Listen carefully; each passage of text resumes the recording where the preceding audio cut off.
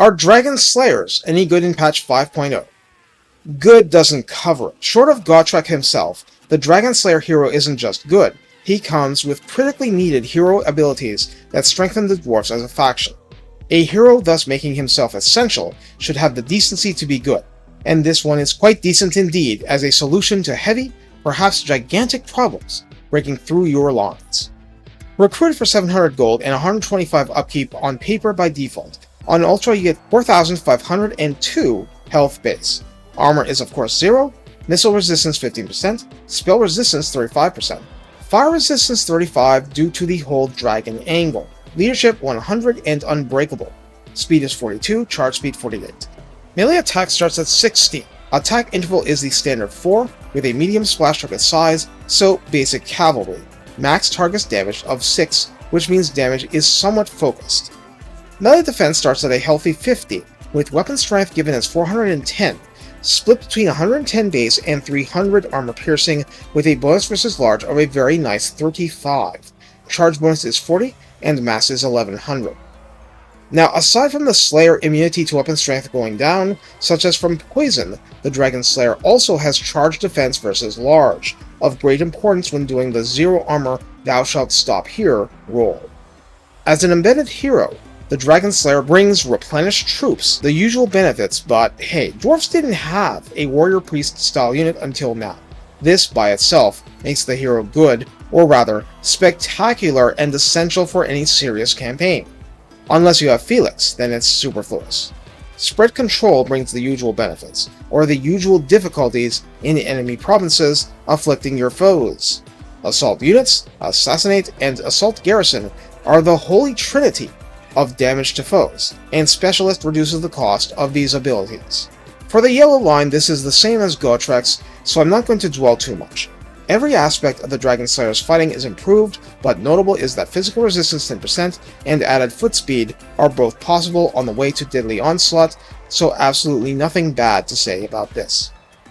In the top line, Rune of Grimnir adds 10% bonus missile resistance, Relentless adds 15 flat charge bonus which pairs with max devastating charge, so that's potentially 40 plus 45 equals 85 charge bonus, not including bonus versus large if the target is a giant.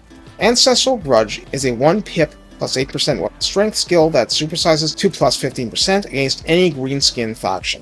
The rest is the auto increasingly awesome Death Blow string I covered with Gotrek, but he's a legendary hero. You'd rather not get your Dragon Slayers below 25% or 20% health too often, but if they do, at least they'll take something with them, right? In the third line, these bonuses are mutually exclusive, so you can only pick one of them at rank 8. Follower of Grimnir grants plus 15% weapon strength at rank 8. That's it. But did you need anything else? That's awesome. Toughened Skin provides 10% more missile resistance, so that would be 35% max. Pretty good for a Slayer. Experienced Wanderer adds plus 10% speed and Strider, so water is no longer a problem. For the second line, at rank 12, Distinguished Slayer grants ward save 5% and plus 5 more melee defense, making it harder for you to lose them before they hit immortality. Army of One, Slayer of Many makes the Slayer cause fear and provides the Worthy Foe buff, so with a terror-causing unit within range, any terror-causing unit, not just lords, the Slayer gets plus 12 melee attack and 20% to base into armor-piercing damage. Dragon Slayer, remember. Vanquished Chaos provides corruption -2, and for the Slayer himself only, plus 15% weapon strength when fighting any faction even remotely connected with Chaos, Wolfric included. Big Game Slayer adds plus 15 bonus versus large, as in 50 bonus total, and plus 30 charge bonus, so the potential max goes up to 115 plus bonus versus large as applicable.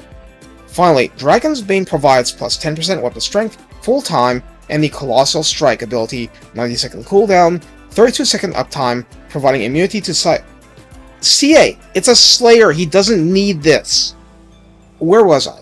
Oh, plus 16 more versus large, so 66 total if all is maxed, and plus 25% base, and plus 25% armor-piercing melee damage, so an anti-large version of Deadly Onslaught basically, which of course can be doubled with Deadly Onslaught. So how do we use the Dragon Slayer? Well, ironically, we need to be using him rather carefully. I mean, if you lose him, you're losing the extra casualty replenishment for everybody else. Past that, honestly, I'm reminded of the Gorbul, an anti-large hero in a faction sorely lacking for anti-large units for long periods of time. Of course, the Gorbul gets an incredibly powerful choice of army buffs, but replenishment is something the Dwarfs needed so badly. The Dragon Slayer would be S tier without kicking a lot of larger than Dobby sized rump, or without the extremely restrained cost. No mount, no future increase in drain on the budget. So even if you go the extra missile resistance route, I would not want to use one as a decoy, but you can use one as a scout if you want. I just use one as a fling anywhere hero who can provide big bonuses in a pitch fight with ice trolls and ancient salamanders and whatever else that aggrieves you. And yeah, they removed flaming melee attacks for dragons when the Chaos Dwarfs came, but there's still other stuff in the game doing flaming attack, like Scarbrand, Taurox 2. All you can do is take them as what they are and try to use them optimally, since you can't save them all. If you need to let one go in order to save your army, or even in a heroic last stand, then that's how it goes. But you don't want to make it easy for the enemy. Finally, the 35% fire resistance does have its place. Regular Irondrakes, as in not the Grudge Settler ones, can take full advantage of blobs created by a Dragon Slayer, and Gyrocopters with Brimstone guns are excellent for this too. This minimizes damage to you and maximizes it for the enemy. Also, well, Rune of Wrath and Ruin should work too, right? Flame cannons would be your last option. Past that, it's an issue of items, including forged ones, character runes, and so on. The upside can get pretty impressive. They may not be Godtruck, but the Dragon Slayers can provide a lot, and the relative ease of getting a hold of them is great for you on a strategic level. Take care, and have fun slicing heads off foul draconic beasts.